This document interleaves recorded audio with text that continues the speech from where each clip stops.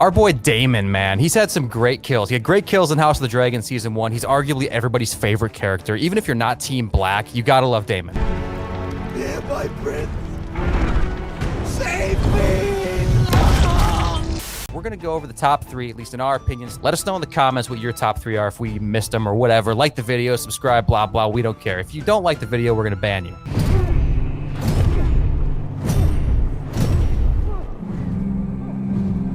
So this is number 3 of the top 3 best kills from Daemon Targaryen, the Rogue Prince, first of his name.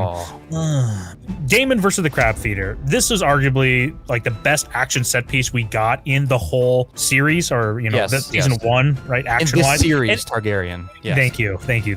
The series Targaryen. Daemon starts off with having like that, oh, I surrender, ooh, and it was such a great scene, and all these kills too have like a good setup to them, so they're not just like in a vacuum, like some person just beating the shit out of some person on the floor of a wedding, like there's some good setup to it action wise. And he waves a white flag and then he's like, psych, I'm actually gonna kill everybody. Gotcha, bitch. And you know what, this is really good too, because apparently this whole sequence with the stepstones is way understated in the series compared to the book. It is, and it still feels very impactful. So I mean, yeah, it does make me wish that there was more, but despite that, they still managed to pull off this kill greatly, which makes me love it. Daemon goes through this whole sequence where he's taking down dudes, he's dodging arrows left and right. And remember, the Crab Feeder has grayscale. It's like, you don't want to touch this guy, man. You want to stay away from him with a 23.5-foot pole, whatever, the whole Grinch one, right? You want to stay as far away from this dude as possible.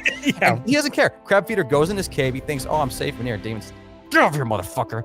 Goes in there, bodies this guy, handles him, comes out with no more damage than he went in with. Literally his head in one hand, his body in the other, like half his body, whatever it was.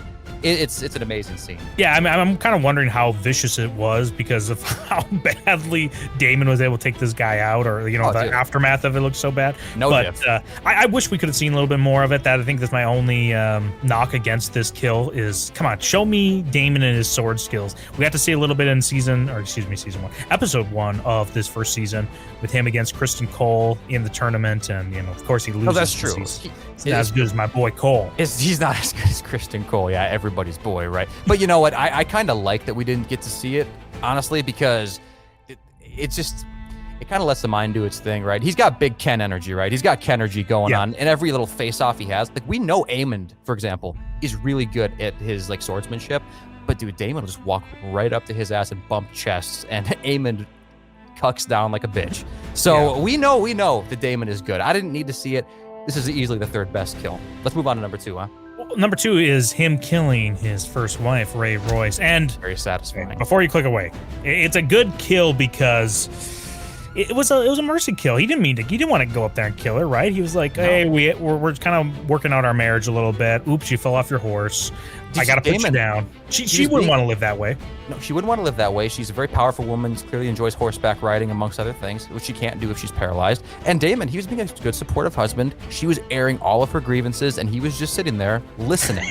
From, by the way, a lower plane. Like, she was physically above him, and he was completely okay with that. He's a very progressive, supportive husband, and it sucks what happened. It sucks what happened with the horse, but Daemon did the right thing here, man. Healthcare is not great in Westeros, so he did what needed to be done. He manned up. You know what's nice? Daemon did the right thing, even after she was just like talking him down, saying how he couldn't perform. And it's like, come on, I'm trying to make this thing work. He's being very... I'm trying so hard. Great listener, honestly, Daemon.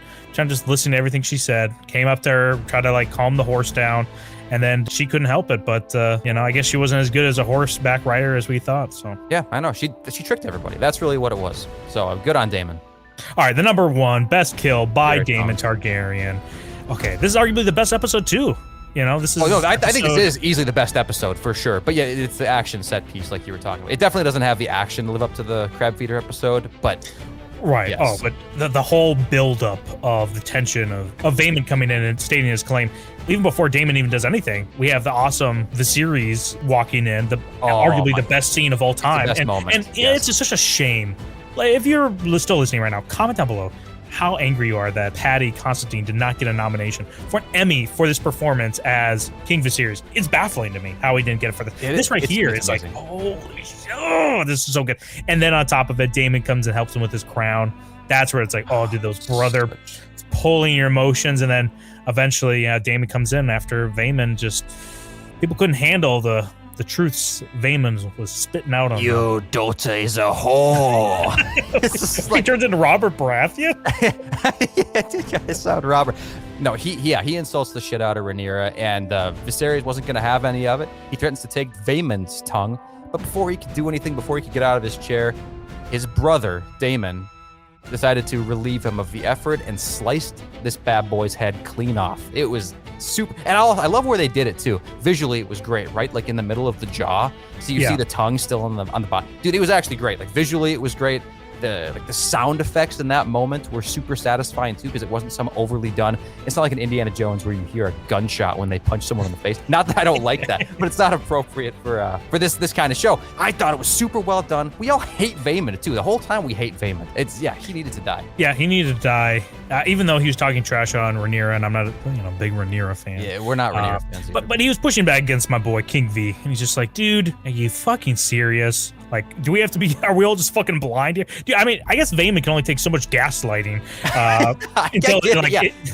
He's making good points. Yeah, I mean, it's your life on the line. You go ahead, you gaslight me and tell me that's my relatives, even though they're clearly not. Yes. You know, it doesn't matter to me. They're on their own like little area. But now it's infringing on my life, dude. Of course, I'm gonna speak up. And it's one thing too, if it's like, if we lived in a different kind of society where they were adopted kids and you could easily, it didn't matter, right? It didn't matter. But they're literally trying to gaslight him, saying, no, these are your relatives by blood, like a significant amount of blood.